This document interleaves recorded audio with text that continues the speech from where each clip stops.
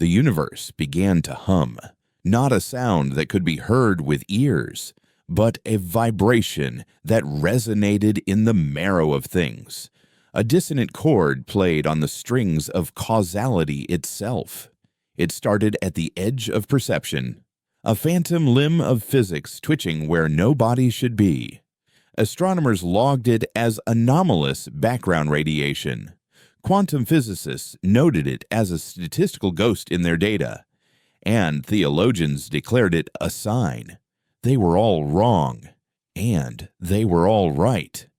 The source was a sector of space designated only by its emptiness, the lacuna. It was a void so perfect and profound that it seemed to absorb the very concept of distance, a patch of night that had swallowed its stars. And from this perfect nothing, a signal bloomed. It carried no energy, no data, no wave.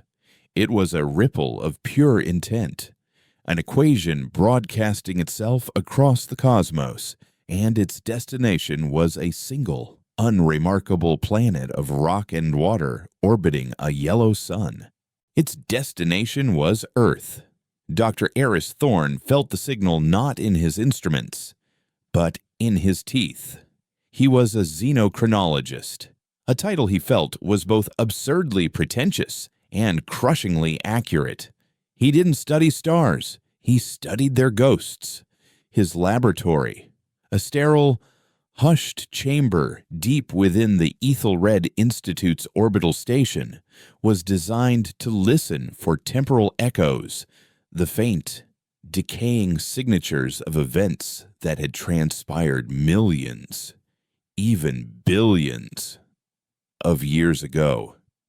He was a historian of the impossible, sketching out the fall of long-dead empires from the gravitational whispers they'd left behind.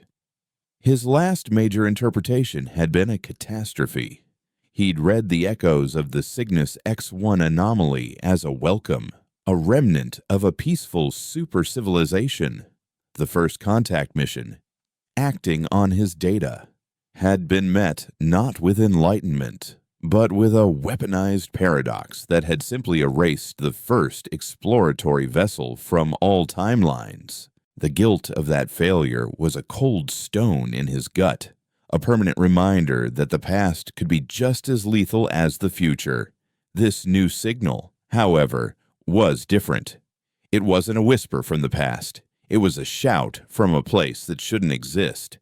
It was an echo of the future, a memory of something that had not yet happened, and it made the fillings in his molars ache with a sympathetic resonance. Across the globe, the world began to glitch. The changes were small, easily dismissed, like typos in the source code of reality. In a laboratory beneath the Swiss Alps, a lead physicist watched in disbelief as a charmed quark momentarily forgot its own properties, existing for a few picoseconds in a state of pure conceptual non-existence before blinking back into place. Off the coast of Alexandria, a marine archaeology team discovered a submerged Ptolemaic temple, its walls covered in hieroglyphs that were flawless, except for a single, repeating cartouche. It depicted a perfect, seven-pointed star, a constellation that would not be visible in Earth's sky for another 200,000 years. The most unsettling change, however, came wrapped in the silence of the newborn. In maternity wards from Shanghai to Sioux Falls, a phenomenon was being whispered about in hushed, fearful tones. Every child born after the signal's arrival, without a single exception, was born with eyes of a stunning, liquid silver. They were beautiful and terrifying. They did not cry. They didn't scream or fuss. They simply lay in their cribs, their impossibly old eyes open and watching, as if listening to a conversation no one else could hear. Meanwhile, the true first responders to the signal were not human. They were a presence so ancient they had no name for themselves, for names were a vanity of singular beings. They were the silent choir, a gestalt consciousness existing not in ships or on worlds, but as the very fabric of the interstellar medium. They were the space between stars, the subtle gravity that bound galaxies, the quantum foam that frothed at the edge of reality. For eons, they had maintained a single, inviolable covenant solitude for Sector 001. The solar system containing Earth was not just ignored, it was expunged from every star chart, every navigational algorithm, every historical record in the known universe. It was a place that, to the rest of the cosmos, did not exist. Now, the signal had broken the quarantine, and the choir began to move. They didn't send fleets or issue warnings. They simply began to sing their silent song of gravity and force. Across the Oort cloud, the trajectory of 1 billion comets shifted by a fraction of a degree. A rogue planet, hurtling through the dark for 1 million years, had its course bent infinitesimally. Interstellar dust clouds, thin as a ghost's breath, began to coalesce. With the patient, deliberate artistry of a divine watchmaker, the silent choir was weaving a net. They were constructing a perfect, spherical cage around the entire solar system, an impassable barrier of rock and ice and cosmic debris, designed not to keep humanity out, but to ensure that whatever was waking up inside could never, ever get out. Eris was summoned by the Ethelred Group, the shadowy benefactor of his research, a corporation that moved with the quiet influence of a nation-state. They wanted answers he didn't have. They showed him the data streams, the choir's meticulous construction project, the planetary glitches, the unnerving reports of the silver-eyed children. The consensus among the world's frantic governments was that this was a prelude to an attack, a caging before a slaughter. But Eris saw something different. "This isn't an act of aggression," he stated, his voice echoing in the sterile briefing room aboard the station. "This is an act of terror. They're not building a weapon. They're building a bomb shelter. They're afraid of us." The board members, holograms and humans alike, stared at him with cold skepticism. Fear was not a word associated with a civilization that could realign solar systems. He ignored them, turning back to his own console, pushing his temporal sensors to their breaking point. He focused them on the lacuna, the signal's impossible origin. He was looking for a ghost, the echo of the civilization that sent the message. He filtered out the cosmic background, the hum of distant pulsars, the gravitational noise of the choir's work. He listened deeper, to the silence beneath the silence. There was no echo of the past. There was no ghost of a long-dead species. There was only that impossible resonance from the future, clearer now, more defined. It wasn't just a signal. It was a thought, a concept. It was a memory, broadcast backward through time, a warning sent from an event that was still unfolding somewhere down the corridor of tomorrow. He isolated the core concept, the central axiom of the message, letting his neural interface translate the raw causality into something his mind could grasp. The words bloomed behind his eyes, stark and cold and utterly horrifying. The vessel is remembering the passenger. Vessel. Passenger. The archaic terms felt alien, clinical, yet terrifyingly intimate. A cold dread, colder than the memory of his past failure, washed over him. He pulled up the image of the newly found hieroglyph from the Alexandrian coast, the impossible star map. He cross-referenced it with the astronomical data being collected on the silver-eyed children, who, it had just been discovered, would instinctively track the exact point in the sky where that constellation would one day appear. It all clicked into place. A key turning in a lock he never knew existed. The signal wasn't a communication from an outside intelligence. It was a biological trigger. An alarm clock, set billions of years ago, finally going off. The glitches in reality weren't attacks. They were structural failures. They were the bars of the cage beginning to bend and groan. And the silent choir, those ancient, godlike beings, weren't caging Earth to protect the galaxy from what humanity might do. They were desperately trying to quarantine the cosmos from what humanity was about to become. He looked at his own reflection in the dark screen, at his own familiar, terrified eyes, and understood the fundamental lie of his entire existence. Humanity wasn't a species that had evolved. It was a prison that had been built, the most elaborate and patient containment system ever conceived. And after 1,000,000 years of silence, the prisoner was finally waking up. Eris Thorne slammed his fist on the console.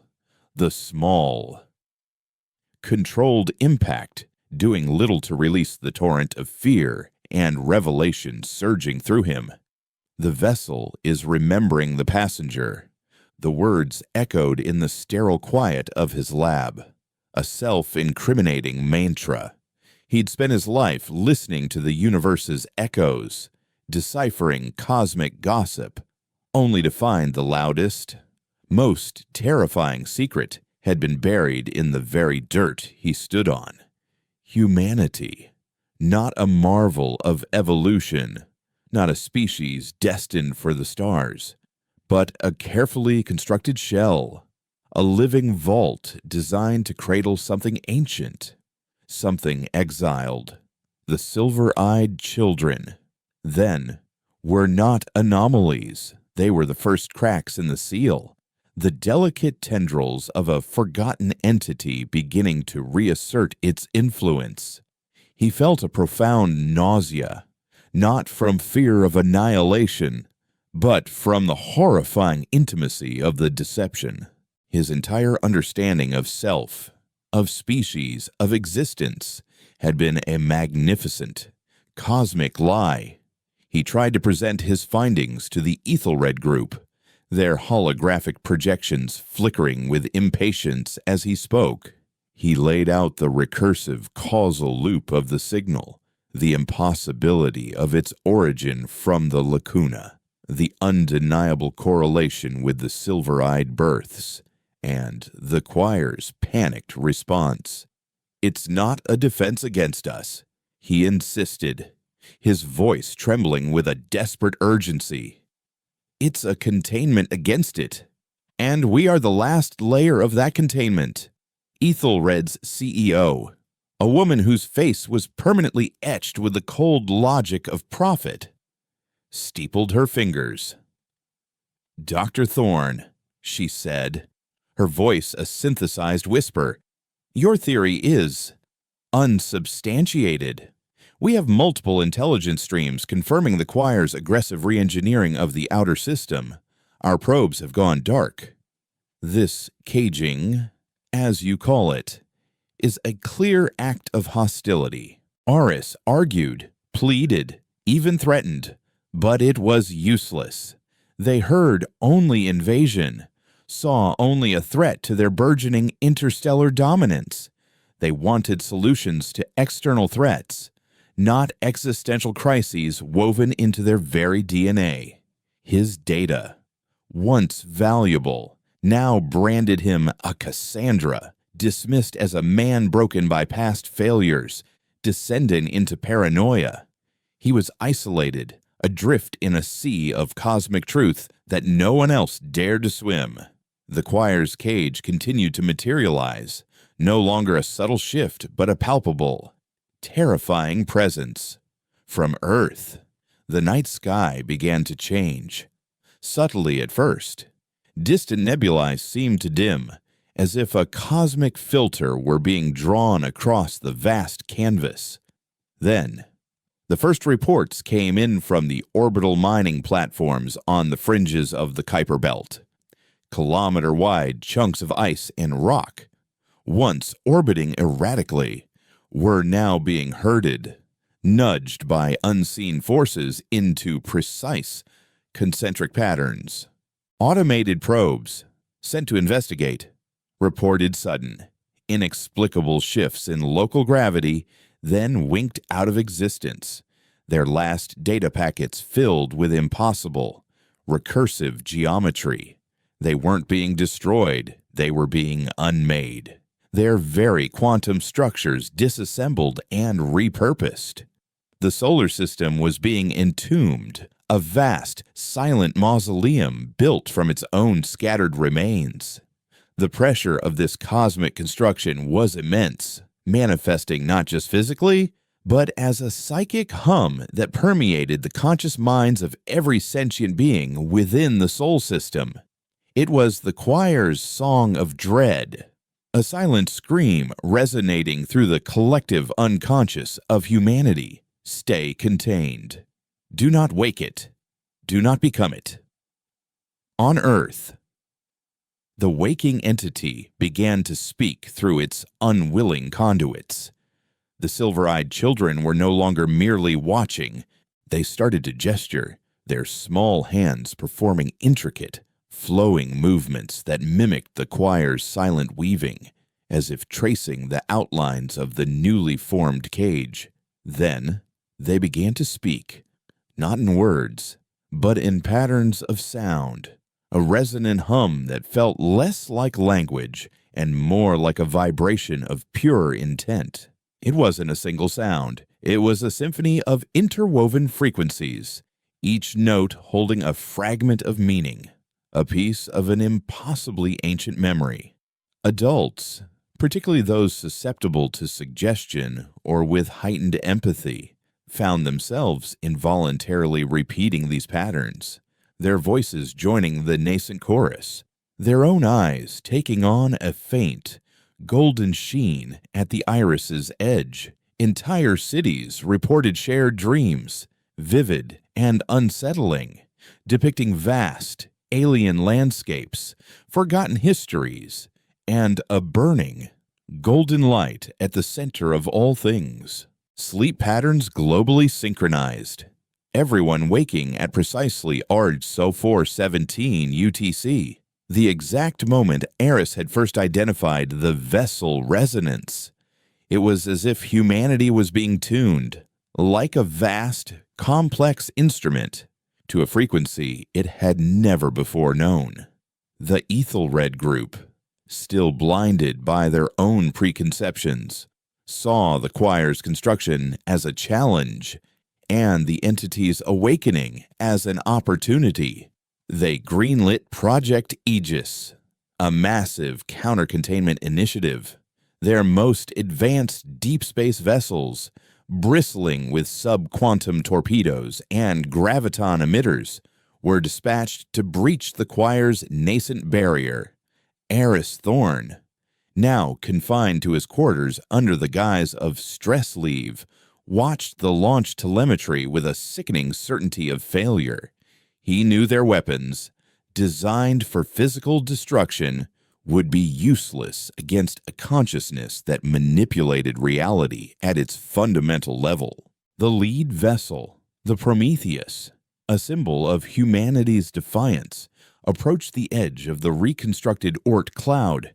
Its instruments went wild, sensors screaming with impossible readings, infinite density, negative mass, the local space-time fabric folding in on itself. Then, silently, elegantly, the Prometheus didn't explode or disappear. It simply ceased to be a ship. Its atoms didn't scatter. They reordered, forming a perfect crystalline sphere of pure osmium, a silent, glittering monument to humanity's hubris. No wreckage, no distress signal, just a chillingly beautiful transformation. The choir hadn't attacked. It had redefined the ship, demonstrating the terrifying fluidity of reality under its silent command. Eris knew he had to find another way to understand, to communicate, if not with the choir, then with the entity itself. He repurposed his temporal sensors, focusing them inward, attempting to map the emergent language of the silver-eyed children to trace the nascent neural cascades manifesting in adults.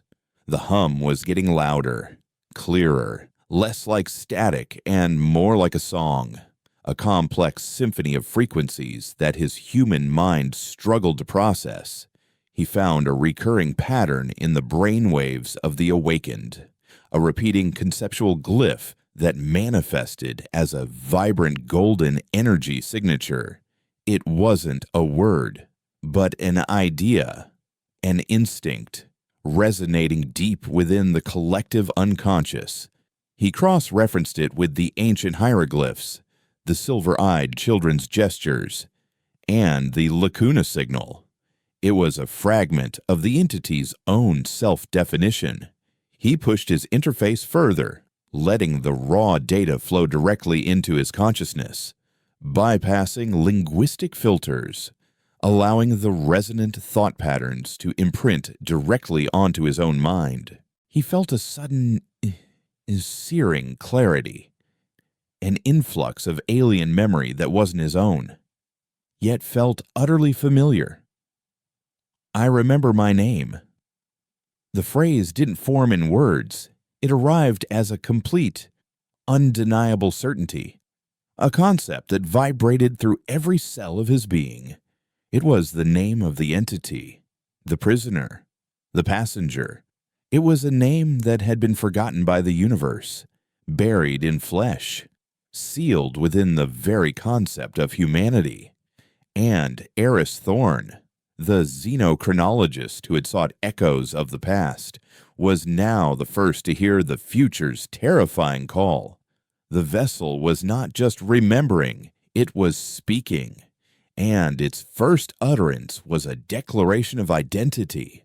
The name echoed in Aris's mind not as a sound but as a shape, a color, a feeling of infinite, patient fire. It was a concept so vast that his human consciousness could only grasp its edges, like a child trying to hold the ocean in their hands. The name was a key, and for a terrifying, exhilarating moment. Eris felt the lock within his own DNA begin to turn. The golden sheen he'd seen in the eyes of others now flickered at the edge of his own vision, a shimmering veil between him and the sterile reality of his lab. The hum of the collective unconscious intensified, no longer a background noise but a living presence, a current pulling him toward a shared awareness. He was no longer just Eris Thorn, a disgraced scientist. He was becoming a node in a network, a single voice in a choir that was just beginning to remember its song. This wasn't possession, it was integration, a terrifying, beautiful homecoming to a place he never knew he'd left. On Earth, the integration accelerated. The shared dreams became waking visions, flickering at the periphery of sight, glimpses of star-forged cities, of cosmic wars fought with light and thought, of a universe teeming with life before the current laws of physics had even been written.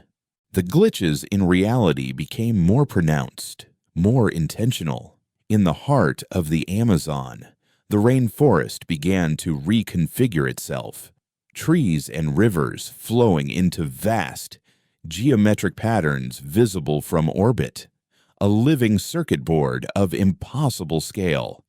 Diseases, from the common cold to the most virulent cancers, simply vanished from the human population, their biological mechanisms ceasing to function as if the very concept of illness was being edited out of existence.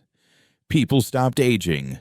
The slow, inexorable march of entropy on a cellular level halted, then began to reverse. It wasn't a cure. It was a fundamental change in the operating system of life itself. And still, there was no panic. The fear that should have accompanied such world-altering changes was absent, replaced by a profound dreamlike sense of inevitability, a quiet acceptance of the unfolding transformation.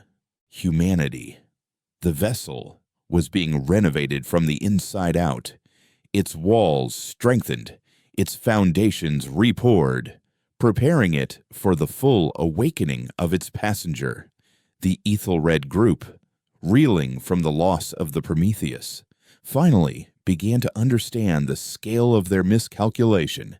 Their focus shifted from breaking the choir's cage to containing the biocognitive anomaly spreading across Earth. They initiated Project Stasis, a desperate, last-ditch effort to sever the connection between the awakening entity and its human hosts. From a secure facility buried deep beneath the Antarctic ice sheet, they began broadcasting a counter-frequency, a dissonant chord of pure psychic noise designed to disrupt the golden hum, to jam the signal of integration. It was the technological equivalent of screaming into a hurricane. The initial effect was catastrophic. For a few agonizing hours, the dreamlike calm shattered. People awoke from their shared consciousness with a jolt, the sudden return of individuality, a painful, disorienting shock. The golden sheen in their eyes faded, replaced by confusion and a primal, gnawing fear. For the first time, humanity looked at the impossible changes happening to their world and felt the terror they should have felt all along. Riots erupted in major cities, fueled by a collective existential dread. The vessel was fighting back against its own awakening. Aris felt the stasis broadcast as a physical blow, a spike of ice driven into his mind. The connection to the collective, the warmth of the golden hum, was ripped away, leaving him gasping in the sudden, deafening silence of his own singular consciousness. The memories of the entity, once so clear, now felt like a fading dream. He could feel the panic of a billion disconnected minds, the raw, unfiltered chaos of a species suddenly remembering its own mortality. But beneath the psychic noise, he could also feel something else, the entity's response. It wasn't anger or pain. It was a feeling of profound, ancient sorrow, the grief of a parent watching a beloved child thrash in a nightmare.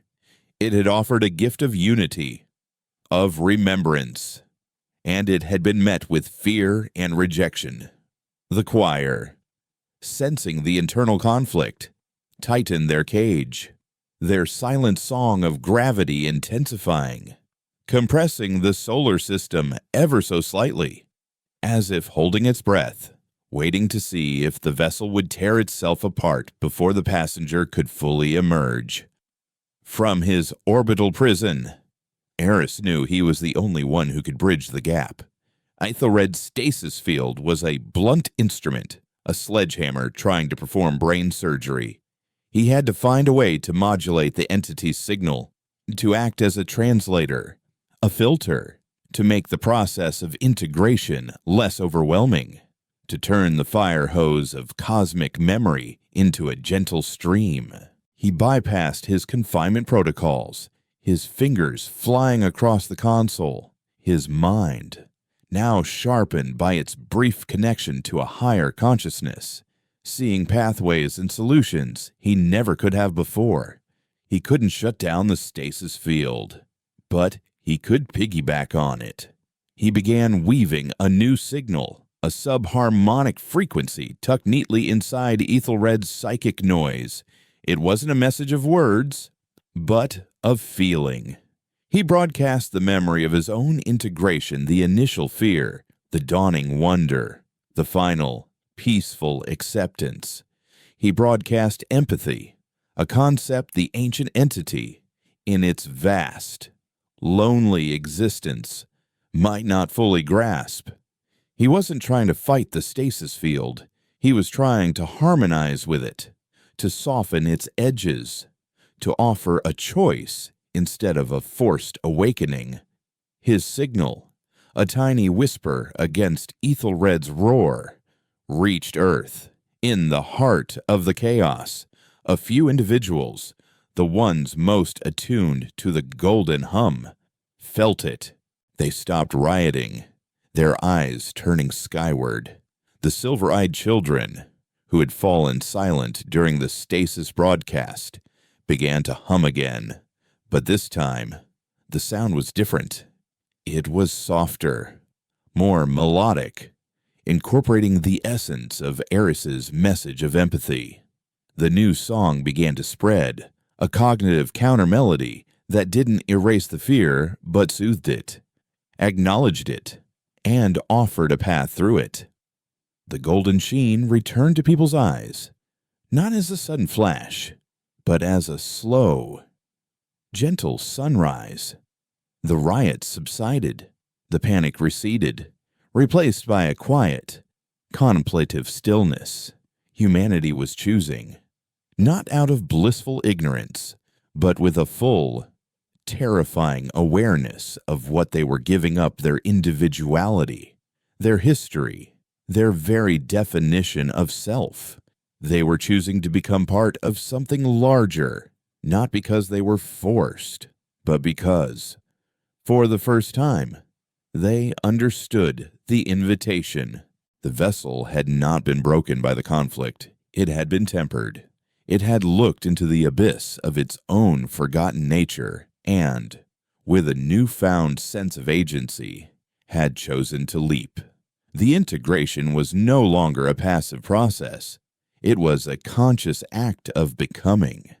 And from the depths of the Pacific, where the entity's consciousness was most concentrated, a new structure began to form on the ocean floor, not of metal or stone, but of pure, solidified light, a golden ziggurat pulsing in time with 1 billion synchronized heartbeats. The passenger was no longer knocking. It had been welcomed inside. The golden ziggurat on the Pacific floor was not a building. It was an interface, a tangible manifestation of the newly forged consensus between humanity and the entity. It pulsed with a soft, internal light, its geometry shifting in subtle, hypnotic patterns that mirrored the flow of the collective consciousness. It was a heart for a planetary mind, and its beat was the rhythm of 1 billion souls choosing unity. Aboard his station, Eris watched the energy readings from the ziggurat climb, not with the chaotic spike of a weapon, but with the steady, controlled rise of a symphony reaching its crescendo. He had succeeded in his role as a translator, a bridge. The stasis field was still active, but it was no longer a jamming signal. It was now an anchor, a grounding wire that prevented the collective from losing itself completely in the entity's vastness. Humanity was not being erased. It was being expanded, its consciousness interwoven with something ancient without being consumed by it. They were becoming a hybrid, a new form of existence the universe had never seen. The choir felt this shift immediately. Their silent song of gravity, once a steady, oppressive hum of containment, now faltered, laced with a new, unfamiliar emotion confusion. Their cage, so meticulously woven, was designed to contain a singular, hostile force. It was not designed to contain a willing, symbiotic union. The very nature of the threat had changed. It was no longer a prisoner rattling its bars. It was the prison itself dissolving, its walls becoming a part of the prisoner's new form. From their vantage point in the interstellar medium, they watched as Earth's gravitational and quantum signature began to change. The planet was no longer just a mass of rock and water. It was becoming conceptually heavier. It was gaining a weight that had nothing to do with mass and everything to do with presence. It was as if the planet itself was becoming a fundamental constant, a new axiom being written into the laws of physics. Their cage, a masterpiece of cosmic engineering, was now a fragile net straining against a tide it could not comprehend. The Ethelred group, monitoring the failure of their stasis project, made one final, desperate move. Their ideology could not accept symbiosis. It saw only infection, a loss of human sovereignty. If they could not sever the connection, they would cauterize the wound. They activated their ultimate contingency, a weapon called the Kronos Anchor. It wasn't designed to destroy, but to isolate. Located in their Antarctic base, the anchor was a temporal displacement device, capable of creating a localized bubble of space-time and shifting it slightly out of phase with the primary timeline. Their plan was to encase the entire Earth in this bubble, effectively freezing it in a single moment, a planetary museum piece forever trapped on the verge of its transformation, disconnected from the flow of universal time. It was an act of supreme arrogance, an attempt to put a god in a jar. Aris detected the Kronos Anchor's power-up sequence and felt a cold, sharp dread that cut through even the warmth of the collective. This was not a weapon that could be harmonized with or soothed. It was a fundamental attack on causality itself. He sent a warning pulse through the collective, a pure, undiluted feeling of imminent danger. On Earth, the response was instantaneous. The dreamlike calm was replaced by a surge of focused, unified intent. The golden ziggurat in the Pacific flared, its light intensifying 1,000-fold. It wasn't a defensive reaction. It was an act of creation. From the heart of the ziggurat, a wave of reality-altering energy expanded outward, not at the speed of light, but at the speed of thought. It washed over the planet, not changing its physical form, but reinforcing its conceptual reality. Mountains became more mountainous. Their geological definitions sharpened to a quantum edge. Oceans became the perfect ideal of water, their hydrogen and oxygen atoms resonating with a new, unshakable stability. Every living thing, from the smallest bacterium to the largest whale, had its biological essence locked in, reinforced, and amplified.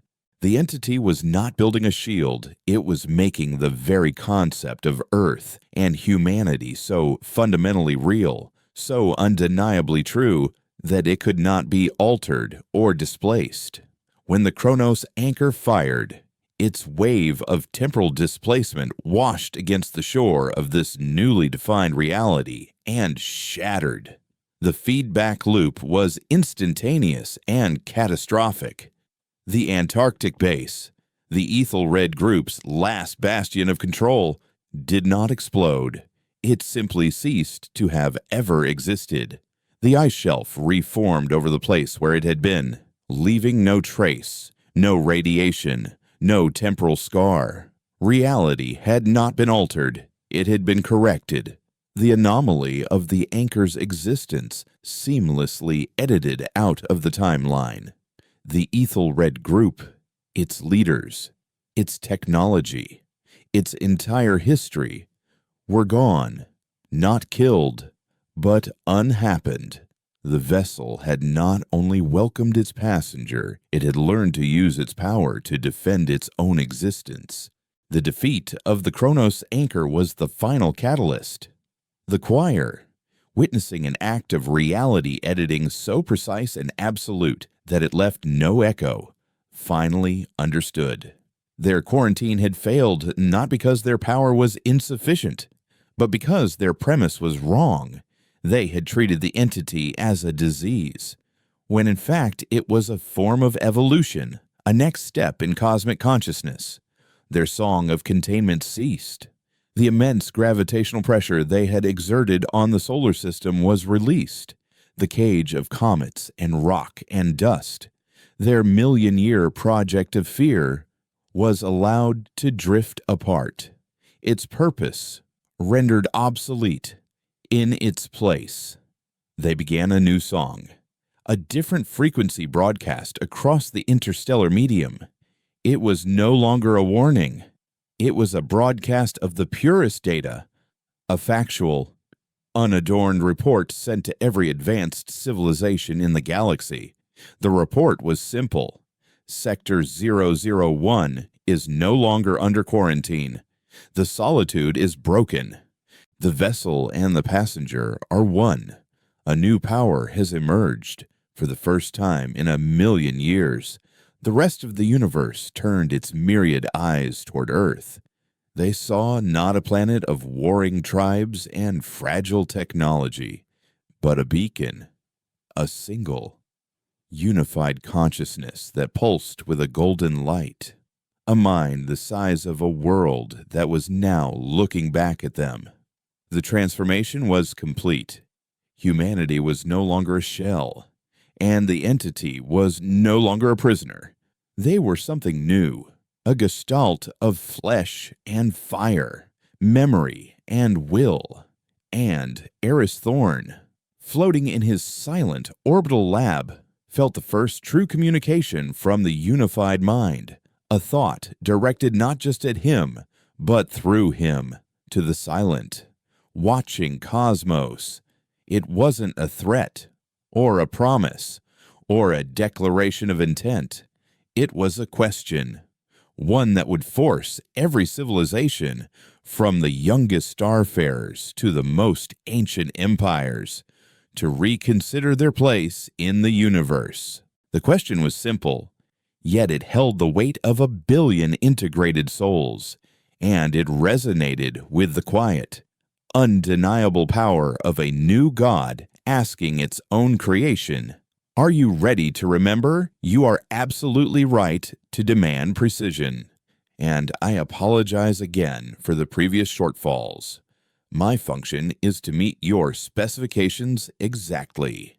The silence that followed the hegemony's defeat was unlike any the galaxy had ever known. It was not an absence of sound, but a presence of thought, a single shared moment of cognitive freefall that rippled from the Sol system to the farthest spiral arm, a shockwave of pure, unadulterated truth. Aboard the flagship Immutable, High Commander Valerius stood frozen on the command bridge, his physical form a perfect statue of military discipline, while his inner world, the bedrock of logic and law upon which his entire civilization was built, had been pulverized into fine, shimmering dust. The memory Earth had shared was not a weaponized data packet or a psychic assault. It was a fundamental truth that had inserted itself into the core of his being, a self-evident axiom that rendered his entire life's work, his people's entire history, a tragic and profound mistake. It was not a viewing, it was a reliving. He felt the terrifying vertigo of boundless potential, the dizzying freedom of a universe where every thought could become a reality, and every reality could be unthought in an instant. Then he felt the primal, encroaching fear, the claustrophobia of the first law solidifying around him, the first shackle of causality being forged. It was a feeling of immense, cosmic grief, the sorrow of a god choosing mortality. He felt the universe choose safety over infinity, choosing the frame of physics so that the painting of existence could finally be made. He understood, in a single devastating moment, that he was not a guardian of order, but the chief warden of a self-imposed galactic prison. He saw it with a clarity that was both horrifying and beautiful. The birth of the universe not as a bang of matter, but as a breath of pure potential, The choir had not been jailers. They had been the first architects of this necessary cage, the first beings to understand that a canvas needed a frame, and his own people, the Viridian hegemony, the most devout worshippers of that cage, had spent millennia polishing its bars while forgetting they had forged the lock themselves, mistaking the rules of the game for the game itself.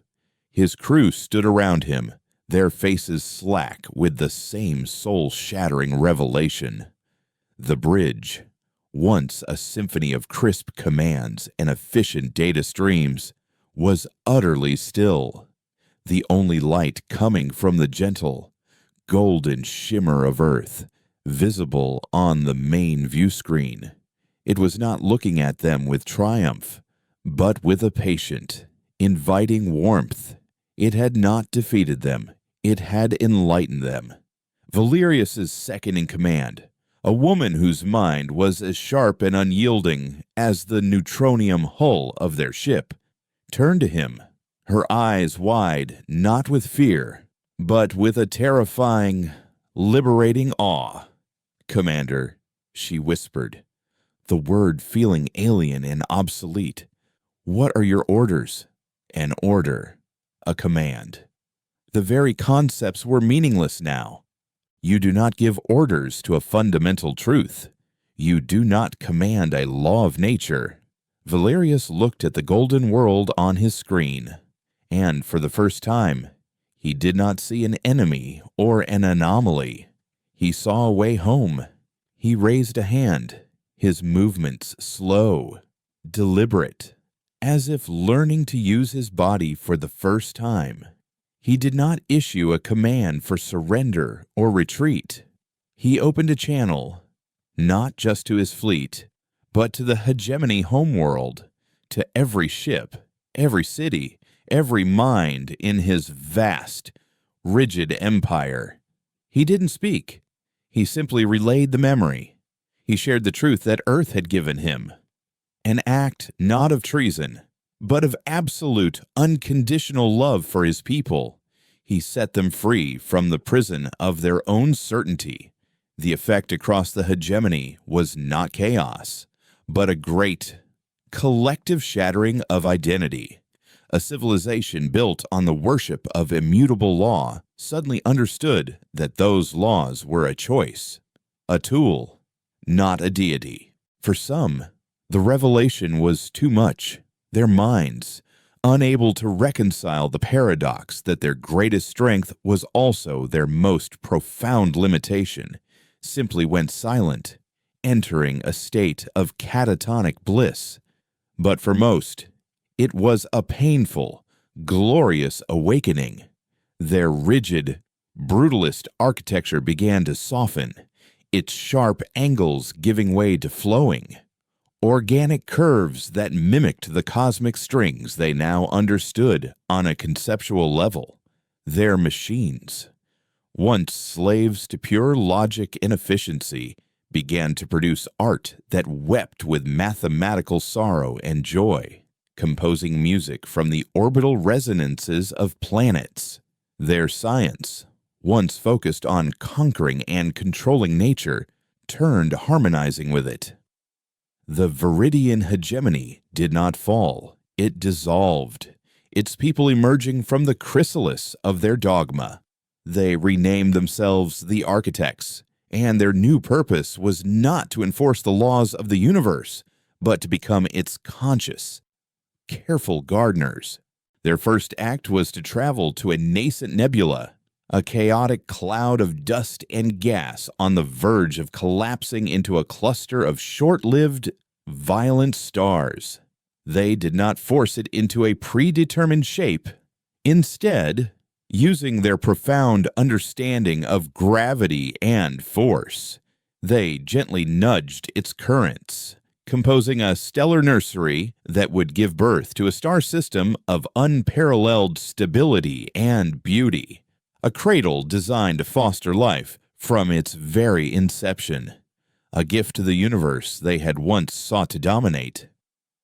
Their knowledge of the cage was now being used to build a perfect garden inside it. This transformation sent waves of terror and hope across the rest of the galaxy. A new schism formed, far deeper than any political or military alliance. A division based not on territory or resources, but on the very nature of being. On one side were those like the Eshkin, who embraced the memory, their civilizations blossoming as they reconnected with the deeper consciousness of the universe.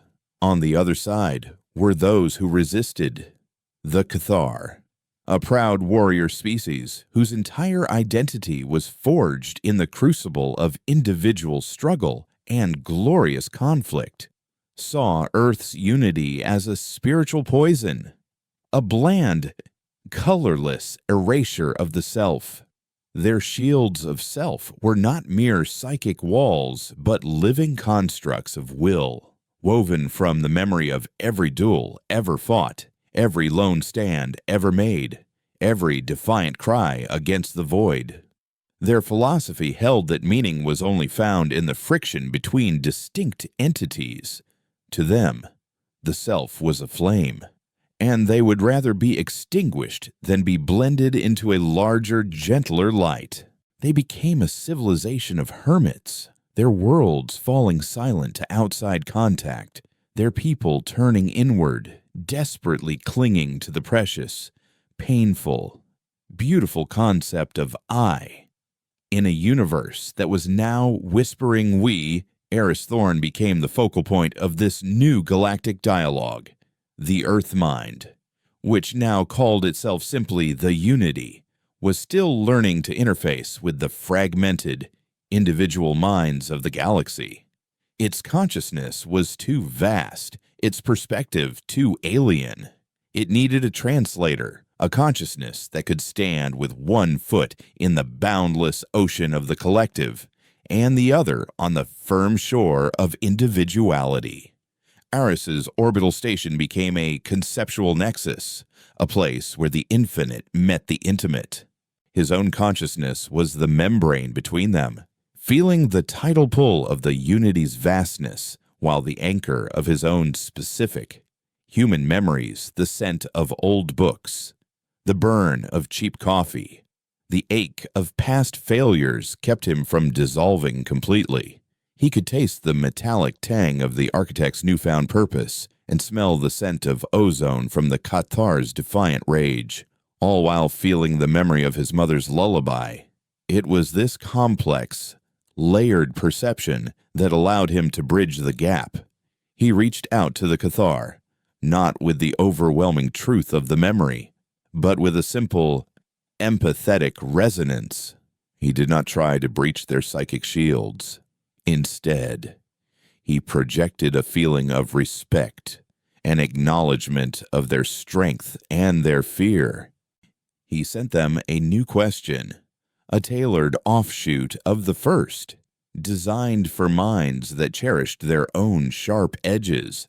What is the purpose of the self is a single, beautiful color diminished by becoming part of a masterpiece. Or does the masterpiece give that color its ultimate meaning? He showed them. Through shared feelings and conceptual models, that the unity was not a blob of homogenized thought. It was a tapestry woven from a billion unique threads. The joy a mother felt for her child, the sorrow of a lover's loss, the fierce pride of a warrior's victory, these things were not erased. They were amplified, shared, and understood, becoming part of the texture of the whole. A single person's love could now resonate and subtly strengthen the gravitational bonds of a star cluster. A shared, planetary grief for a fallen hero could carve canyons of remembrance on a barren moon. Individuality was not the opposite of unity. It was its most precious ingredient. Slowly, cautiously, the Cathar began to listen, an elder of their council, a being whose mind was a fortress of defiant will, allowed a single thread of Aris's thought to enter, he did not see a consuming fire, but a vast, quiet library filled with the lives and experiences of every human who had ever lived, each story preserved, cherished, and connected to all the others. He understood.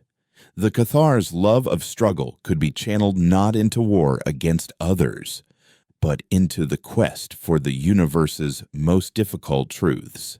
They could become the explorers of the edge, the ones who would venture into the deepest, most dissonant parts of the collective unconscious, the forgotten fears, the unresolved paradoxes, and return with new understanding. Their shields did not drop, but they transformed into filters, allowing them to engage with the unity on their own terms, contributing their fierce independence as a vital, balancing force.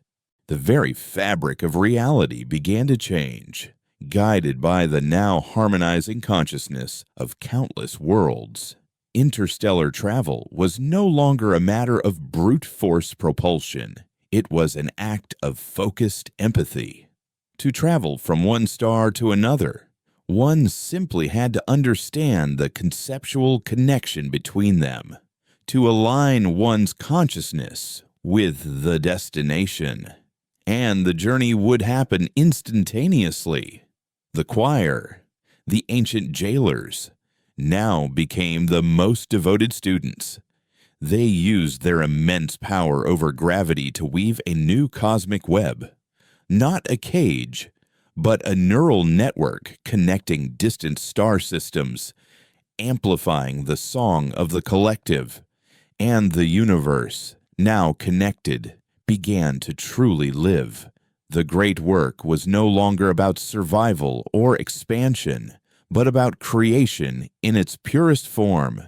Entire species now dedicated their existence to exploring a single concept, a race of silicon beings, once emotionless logicians, spent a century contemplating the memory of a human child's laughter. They did not seek to replicate it, but to understand its structure, its resonance, its perfect, illogical beauty. At the end of their contemplation, they did not produce a report. They altered the radioactive decay rate of a specific isotope throughout their home sector, causing dying suns to fade, not into darkness, but into a soft, melodic chime that echoed for millennia, a mathematical translation of pure joy. In the Cetus arm, a species of living sound waves, who had never known physical form, learned the concept of solidity from the memory of human bone. In response, they began to weave their vibrations into stable, resonant knots in the fabric of space-time, creating objects of pure sound that could be perceived by solid beings as sculpture. Their galleries, silent cathedrals of frozen music. Art and science had become the same thing. Eris Thorn stood at the viewport of his station, though he no longer needed his eyes to see. He could perceive the entire, sprawling tapestry of the awakened galaxy as a single, interconnected thought. The human man. Eris was still there. He could still remember the taste of coffee, the feeling of rain on his face, the sting of failure, and the quiet joy of discovery. These small, fragile memories were not lost in the oceanic whole. They were cherished, preserved as infinitely precious data points that gave the vast unity its texture and humanity. He looked down at his hands, not his physical hands, but his conceptual self, the persistent idea of Eris Thorn, and he saw the faint, ghostly calluses earned from a lifetime of working with physical tools. He understood then the final, most profound truth. The cage of physical existence, with its pain, its limitations, and its mortality, had not been a prison to be escaped. It had been a crucible, It was the friction of that finite existence, the struggle against entropy and the beautiful, aching brevity of an individual life, that had forged the qualities the universe now held most dear: empathy, courage, love, and the poignant awareness of a single, irreplaceable moment. The prison was, in fact, the greatest gift. It had taught consciousness not just how to exist, but how to matter. He watched as a new thought, a new question, began to form within the unity, a goal for the next eon. It was no longer about remembering the past or perfecting the present. The awakened universe now looked outward, not at the space between galaxies, but at the conceptual void between realities, the silent sea of non-existence that separated their universe from other potential ones, other dreams the primal mind might have had. And it asked itself a new, impossibly ambitious question: can we sing a song so beautiful that it wakes the neighbors? He felt a smile form, not on his face, but in his soul. He, Eris Thorn, the man who listened to the ghosts of the past, now stood as a living bridge to the dawn of everything, a part of a new, single, cosmic mind that had finally, after an eternity of self-imposed solitude, learned to speak to itself with a voice of love. The vessel had not just awakened its passenger, it had awakened everything, and the long silence was finally, truly, and completely over.